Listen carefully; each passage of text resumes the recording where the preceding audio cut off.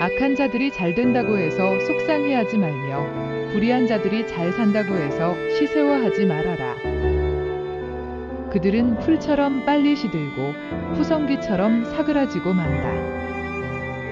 주님만 의지하고 선을 행하여라. 이 땅에서 사는 동안 성실히 살아라. 기쁨은 오직 주님에게서 찾아라. 주님께서 내 마음의 소원을 들어주신다. 내 갈 길을 주님께 맡기고 주님만 의지하여라. 주님께서 이루어 주실 것이다. 너의 의를 빛과 같이 너의 공의를 한낮의 햇살처럼 빛나게 하실 것이다. 잠잠히 주님을 바라고 주님만을 애타게 찾아라. 가는 길이 언제나 평탄하다고 자랑하는 자들과 악한 계획도 언제나 이룰 수 있다는 자들 때문에 마음 상해하지 말아라. 노여움을 버려라. 격분을 가라앉혀라. 불평하지 말아라.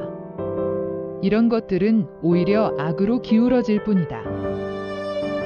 진실로 악한 자들은 뿌리째 뽑히고 말 것이다. 그러나 주님을 기다리는 사람들은 반드시 땅을 물려받을 것이다. 하나님, 우리 가운데 임재하셔서 우리 마음을 밝혀주십시오.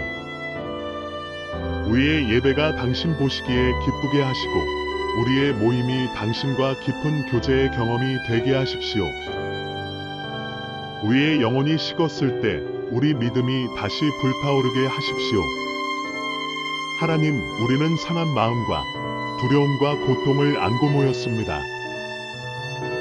하지만 당신은 원수조차도 형제와 자매로 변화시키십니다. 우리의 예배가 치유와 회복의 예배가 되게 하십시오. 삶의 상처를 치유하고 소풍처럼 기쁨과 평화가 가득한 예배가 되게 하십시오. 우리 주님 예수 그리스도의 이름으로 기도드립니다. 아멘.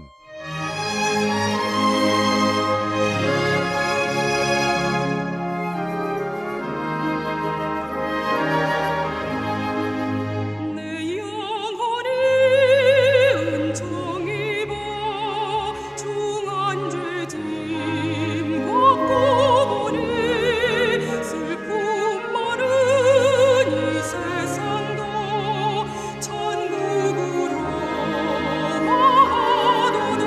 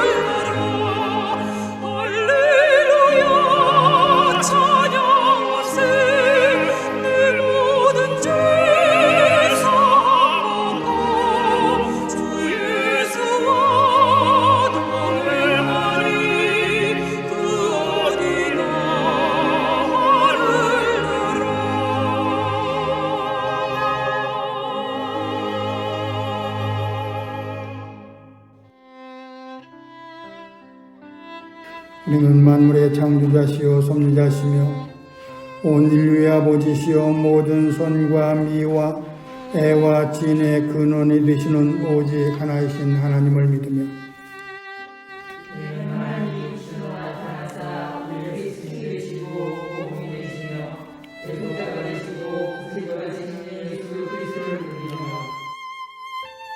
우리는 하나님이 우리와 같이 계시사 우리의 기도와 위안과 힘이 되시는 성령을 믿으며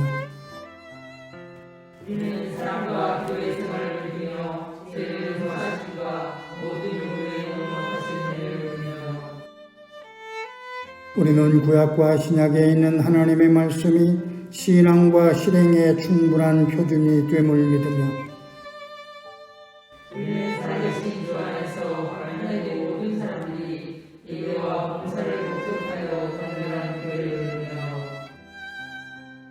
우리는 하나님의 뜻이 실현된 인류 사회가 천국임을 믿으며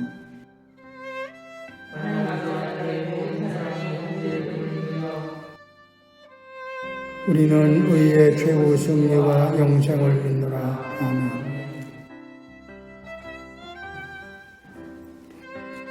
사랑하는 이들이여, 성령은 우리의 마음을 움직여 전능하신 하나님께 우리의 죄를 깨달아 고백하게 해줍니다. 그러므로 우리 모두 겸손히 참여하며 순종하는 마음으로 하나님의 선하심과 자비하심에 힘입어 용서를 얻도록 함께 기도합시다. 하나님, 우리는 때때로 두려움을 느낍니다. 저희에게 이 두려움을 이길 힘을 허락하십시오. 우리는 때때로 속상함을 느낍니다. 저희가 마음의 평화를 회복할 수 있도록 당신의 사랑을 허락하십시오. 우리는 때때로 혼란을 느낍니다. 저희에게 당신의 뜻을 헤아릴 수 있는 분별력을 허락하십시오. 우리는 때때로 당신이 아니라 돈과 세상의 권력에 의지합니다. 저희에게 믿음을 허락하셔서 오직 당신만을 의지하게 하십시오. 하나님, 약하고 어리석은 저희를 용서하시고 자비를 베풀어 주십시오. 우리 주님 예수 그리스도의 이름으로 기도드립니다. 아멘. 사랑하는 이들이여, 지극히 자비하시고 인자하신 우리 하나님께서는 상한 심령과 통회하는 마음으로 주께 나와 자신의 허물과 죄를 고백하는 사람을 용서하십니다. 그러므로 우리 모두 그분의 용서하시는 확증의 말씀을 듣고 함께 기뻐합시다. 남을 용서하여라. 그리하면 하나님께서도 너희를 용서하실 것이다. 아멘.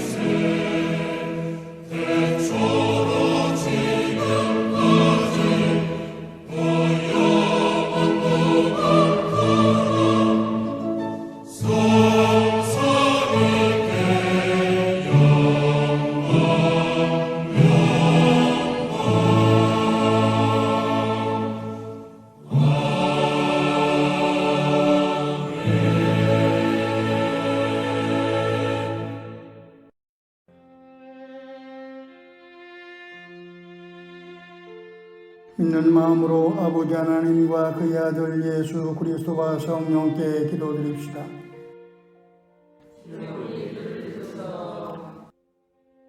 온 세계에 있는 하나님의 교회를 위해 성령께서 함께해 주소서.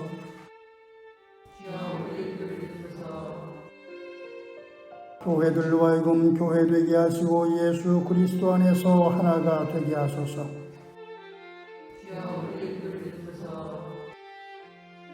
교회들로 하여금 한식하게 둘러앉아 성만찬의 참 친교를 성취하게 하소서.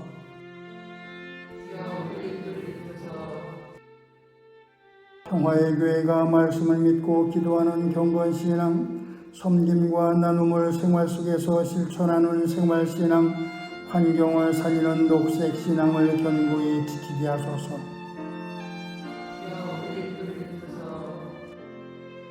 평화의 교회를 섬기는 이들에게 능력을 주시며 그들을 바른 길로 인도하소서.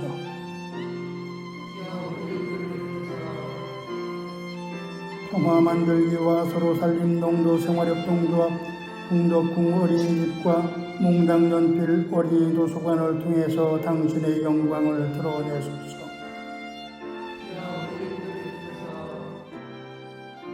국가의 지도자들이 정의와 평화를 위하여 일하고 하나님의 지혜를 의지하게 하소서.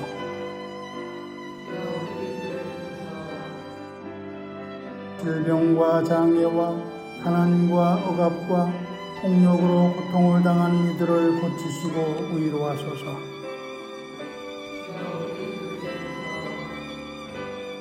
우리가 지쳐있을 때 힘주시고 근심하고 염려할 때 평화를 주시며 환난과 시험을 당할 때 이길 수 있도록 믿음을 주소서. 신자의 길은 주님이 생각하는 대로 생각하고 말씀하시는 대로 말하고 행하시는 대로 행하는 것이니 우리가 죽는 날까지 그 길을 걷게 도와주소서.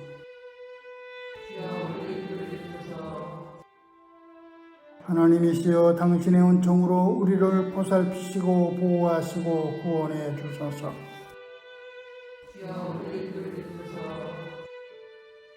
오 주여 주님의 자비를 믿으며 우리가 기도한 모든 이들을 주님의 손에 의탁하며 우리 주 예수 그리스도의 이름으로 기도합니다.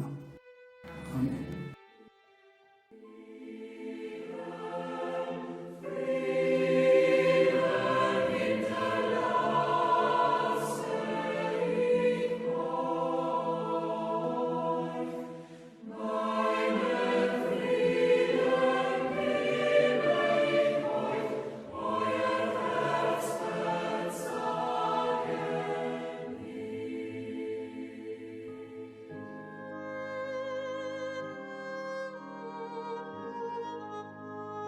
나는 그대 속에 있는 거짓없는 믿음을 기억합니다. 그 믿음은 먼저 그대의 외할머니 로이스와 어머니 유닉의 속에 깃들여 있었는데 그것이 그대 속에도 깃들여 있음을 나는 확신합니다. 이런 이유로 나는 그대를 일깨워서 그대가 나의 안수로 말미암아 그대 속에 간직하고 있는 하나님의 은사에 다시 불을 붙이게 하려고 합니다. 하나님께서는 우리에게 비겁함의 영을 주신 것이 아니라 능력과 사랑과 절제의 영을 주셨습니다. 그러므로 그대는 우리 주님에 대하여 증언하는 일이나 주님을 위하여 갇힌 몸이 된 나를 부끄러워하지 말고 하나님의 능력을 힘입어 복음을 위하여 고난을 함께 겪으십시오. 하나님께서 우리를 구원해 주시고 거룩한 부르심으로 불러주셨습니다. 그것은 우리의 행실을 따라 하신 것이 아니요 하나님의 계획과 은혜를 따라 하신 것입니다. 이 은혜는 영원 전에 그리스도 예수 안에서 우리에게 주신 것인데 이제는 우리 구주 그리스도 예수께서 나타나심으로 환히 드러났습니다. 그리스도께서는 죽음을 패하시고 복음으로 생명과 썩지 않음을 환히 보이셨습니다. 나는 이 복음을 전하는 선포자와 사도와 교사로 임명을 받았습니다. 그러므로 나는 이런 고난을 당하면서도 부끄러워하지 않습니다. 나는 내가 믿어온 분을 잘 알고 있고 또 내가 맡은 것을 그분이 그날까지 지켜주실 수 있음을 확신합니다. 그대는 그리스도 예수 안에 있는 믿음과 사랑으로 나에게서 들은 건전한 말씀을 본보기로 삼고 우리 안에 살고 계시는 성령으로 말미암아 그 맡은 바 선한 것을 지키십시오. 주님의 평화가 여러분과 함께 하시기를 빕니다. 사랑하는 여러분, 오늘의 성서일과 서신서는 디모데후서 1장 1절부터 14절까지입니다. 이 서신은 바울이 네로에 의해 처형당하기 직전인 주 67년경에 로마의 감옥에서 쓴 옥중서신입니다. 이 편지를 쓴 후 바울은 감옥에서 쓸쓸하게 처형되었습니다. 그런 의미에서 디모데 후서는 바울의 유언이라고 할 수 있습니다. 감옥에 갇혀있던 바울은 고독과 버림받은 느낌을 가지고 있었습니다. 또 바울은 이 땅에서의 삶이 조만간 끝날 것이라는 사실을 알고 있습니다. 하지만 바울은 감옥에서도 교회와 디모데에 대해 염려하고 있습니다. 바울은 자신이 쓴 모든 서신을 수신자에게 은혜와 평강을 비는 것으로 시작합니다. 그런데 디모데에게 보낸 편지에서만은 자비를 추가하고 있습니다. 네로의 박해를 받고 있는 신자들에 대한 연민 때문이었을 것입니다. 하나님께서 박해를 받고 있는 신자들의 따뜻한 품이 되어주시기를 비는 마음으로 바울은 자비를 빌었을 것입니다. 또 바울은 디모데에게 그대가 배워서 굳게 믿는 그 진리 안에 머물라며 믿음 안에서 인내할 것을 권고합니다. 또 예수 그리스도의 복음을 선포하라고 격려합니다. 마틴 부버는 모든 참된 삶은 만남이라고 말했습니다. 우리가 누구를 만나느냐에 따라서 우리의 인생의 내용과 질이 달라진다는 것입니다. 만남은 우연히 발생하기도 하지만 운명처럼 발생하기도 합니다. 그리고 성서는 하나님과 만나 이전과는 전혀 다른 삶을 살았던 사람들의 이야기로 가득 차 있습니다. 바울은 디모데를 제2차 전도 여행을 하던 시기에 루스드라에서 만났습니다. 디모데는 신심이 돈독한 유대인인 어머니와 그리스 사람인 아버지 사이에서 태어났습니다. 또 어머니로부터 신앙을 물려받았습니다. 누가는 사도행전 16장 2절에서 디모데를 루스드라와 이고니온에 있는 신도들에게 호평을 받는 사람이라고 소개하고 있습니다. 그래서 바울은 디모데를 자신의 여정에 동참시켰고 자신의 분신처럼 여겼습니다. 그런데 본문은 디모데를 향한 믿음의 지도자 선포자로의 바울의 부름이라고 할 수 있습니다. 또 예수 그리스도의 증인으로서 믿음의 삶을 살 것을 권고하고 있습니다. 예수 그리스도의 제자로서 하나님 나라를 위한 지도자가 되라는 초청이라는 말입니다. 오늘 우리 역시 이런 부름 앞에 서 있습니다. 본문은 디모데를 향한 부름인 동시에 우리를 향한 부름이라는 말입니다. 이 부름을 위해서 바울의 본문에서 디모데에게 권고하는 것은 하나님의 은사에 다시 불을 붙이라는 것입니다. 본문 6절에서 바울은 나는 그대를 일깨워서 그대가 나의 안수로 말미암아 그대 속에 간직하고 있는 하나님의 은사에 다시 불을 붙이게 하려고 합니다 하고 말합니다. 바울이 복음을 전하다가 거듭 고난을 받는 것을 보고 디모데가 회의감에 사로잡힐지 모른다고 생각했기 때문일 것입니다. 그리고 7절에서 하나님께서는 우리에게 비겁함의 영을 주신 것이 아니라 능력과 사랑과 절제의 영을 주셨습니다 하고 말합니다. 여기서 말하는 능력의 영은 어려움을 만났을 때 결연히 맞설 수 있는 든든함입니다. 사랑의 영은 현실의 어려움 속에서도 하나님의 뜻을 받들고자 하는 내적인 힘입니다. 절제는 소란스러운 외적 현실 가운데서 자기를 제어할 줄 아는 능력입니다. 이 시기 초대교회는 커다란 위기 속에서 비틀거리고 있었습니다. 초대교회 신자들은 지금 네로의 박해를 받고 있습니다. 신앙은 죽음을 각오해야 하는 일입니다. 복음을 전하던 바울과 베드로는 감옥에 갇혀 있습니다. 이런 상황에서 유대인에게 십자가에서 처형당한 예수를 주님이라고 고백하는 것은 거리낌이었습니다. 죄를 구하는 그리스 사람들에게 예수를 믿는다는 것은 어리석은 일이었습니다. 복음을 전하던 바울은 가는 곳마다 박해를 받았습니다. 때문에 십자가는 무력해 보였습니다. 세상을 바꿀 만한 능력도 없는 것처럼 보였습니다. 하지만 바울은 그런 현실이 믿음의 걸림돌이 되어서는 안 된다고 생각했습니다. 그래서 바울은 디모데에게 복음을 위해 고난을 함께 겪자고 말합니다. 누구든지 고난을 피하고 싶어 합니다.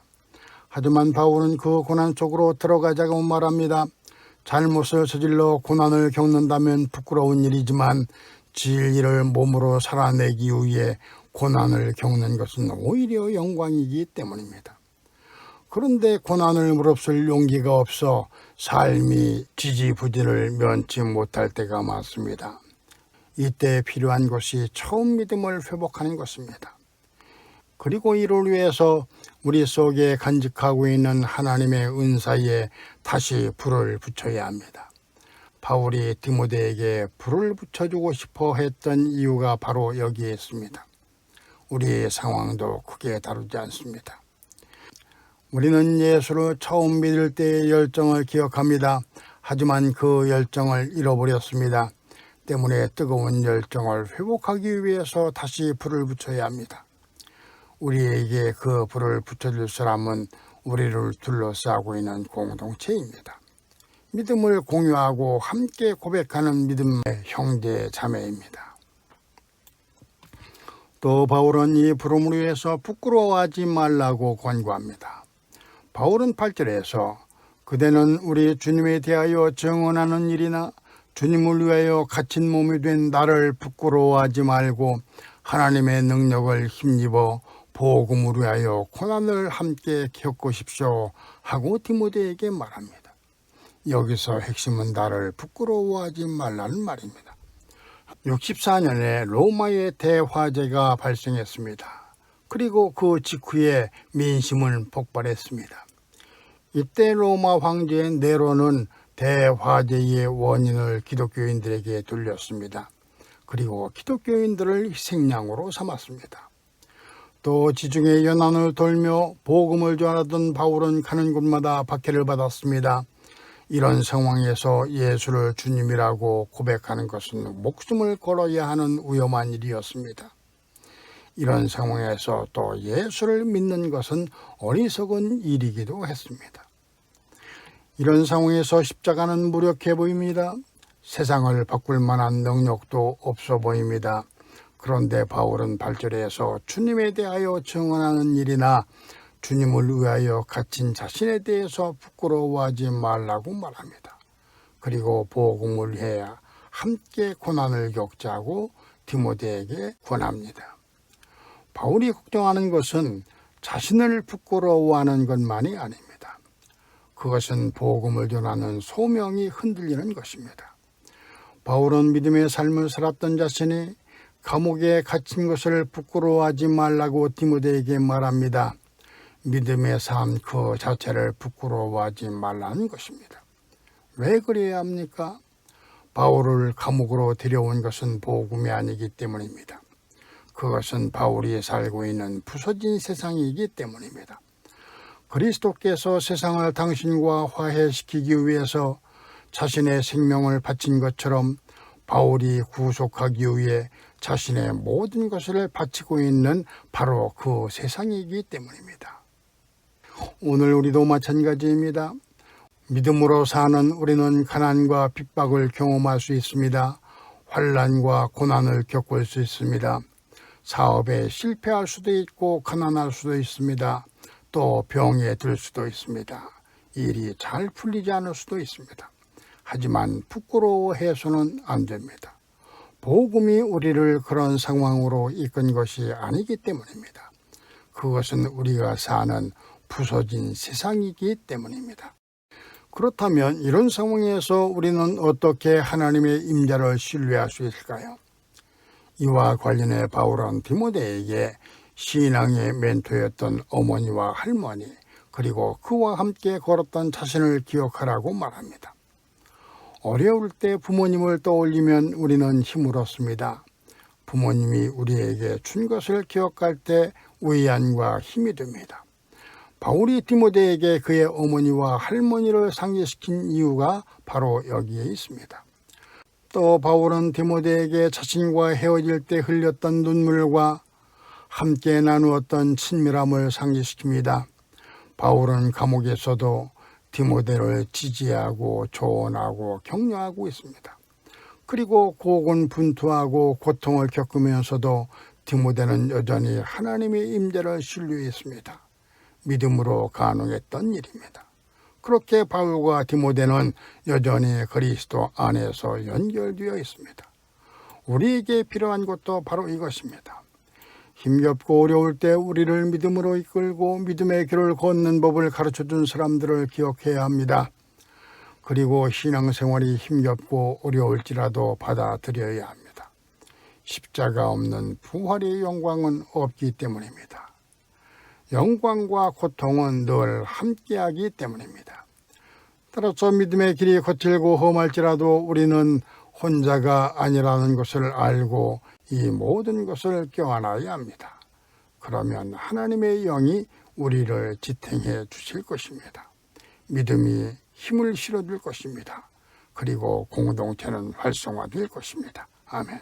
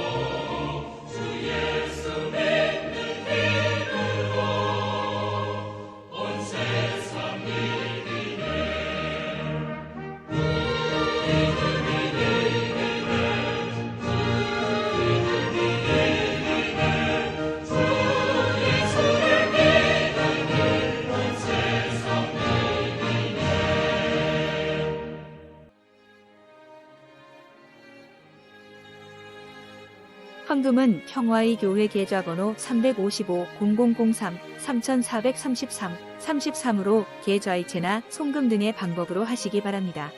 헌금하실 때는 헌금자 이름과 헌금 제목을 기록해 주시기 바랍니다. 모든 것이 주께로부터 왔으니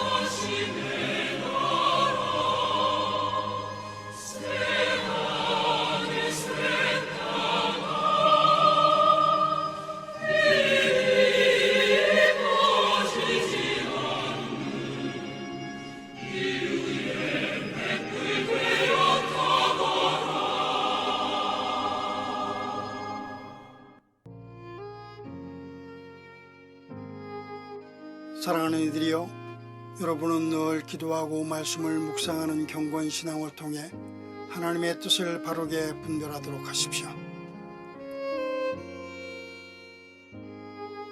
섬기고 나누는 생활 신앙을 실천함으로 우리의 모범이신 예수 그리스도를 닮아가십시오.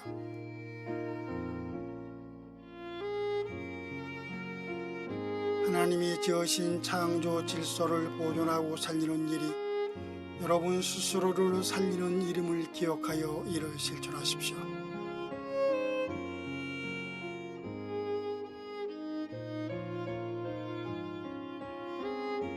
하나님께서 여러분에게 복을 내리시고 여러분을 지켜주시기를, 또 주님께서 여러분에게 은혜를 베풀어 주시고 여러분을 믿op게 보시어 평화를 주시기를 빕니다. 이제는 우리 주 예수 그리스도의 은혜와 하나님의 크신 사랑과 성령의 돌보심이 여러분, 특별히 이 땅에 약하고 가난한 모든 이웃들의 삶에 지금부터 영원토록 함께 하시길 빕니다.